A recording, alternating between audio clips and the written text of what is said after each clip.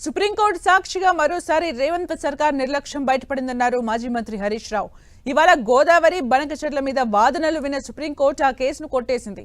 దీనిపై స్పందించిన హరీష్ రావు రేవంత్ సర్కార్పై మండిపడ్డారు. రేవంత్ రెడ్డికి పదవీకాంక్ష తప్ప రాష్ట్ర ప్రయోజనాలు లేవని విమర్శించారు. బనకచెర్ల మీద ఏపీ ప్రభుత్వం ముందుకెళ్తుంటే రేవంత్ పట్టించుకోకుండా గురుదక్షిణ చెల్లించుకునే పని మీదే రేవంత్ దృష్టి పెట్టారని ఆరోపించారు హరీష్ రావు. రాష్ట్ర ప్రభుత్వము రాష్ట్ర ముఖ్యమంత్రి రేవంత్ రెడ్డి గారి నిర్లక్ష్యం సుప్రీంకోర్టు సాక్షిగా ఈరోజు మళ్లీ బట్టబయలైంది.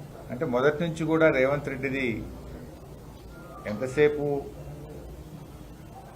రాజకీయపరమైనటువంటి పదవీకాంక్షనే తప్ప ఈయనకు రాష్ట్ర ప్రయోజనాలు పట్టవు అని మరొకసారి నేడు సుప్రీంకోర్టు సాక్షిగా రుజువైంది. రాష్ట్ర ప్రయోజనాల కంటే తన గురువు గారి ప్రయోజనాలు, తాను గురుదక్షిణ చెల్లించుకునే ప్రయోజనాల మీదనే రేవంత్ రెడ్డి గారికి చిత్తశుద్ధి ఉంది అనేటువంటి విషయం మనకు తెలుస్తూ వస్తూ ఉంది. కాంగ్రెస్ పార్టీ ఏదో మేము ప్రయత్నం చేస్తున్నట్టు బ్యాక్ డేట్ల ఉత్తరాలు రాయడం, పేలవమైనటువంటి కేసులను కోర్టులో వేయడం, విత్డ్రా చేసుకోవడం. అంటే మీరు పరోక్షంగా ఆంధ్రప్రదేశ్కు సహకరిస్తూ తెలంగాణ ప్రయోజనాలను ఫనంగా పెడతా ఉన్నారు. గోదావరి నల్లమల సాగర్ కేసు ఈరోజు సుప్రీంకోర్టులో వచ్చింది. సుప్రీంకోర్టు ఉన్నత న్యాయమూర్తులు ఈరోజు ఏం చెప్పినారు?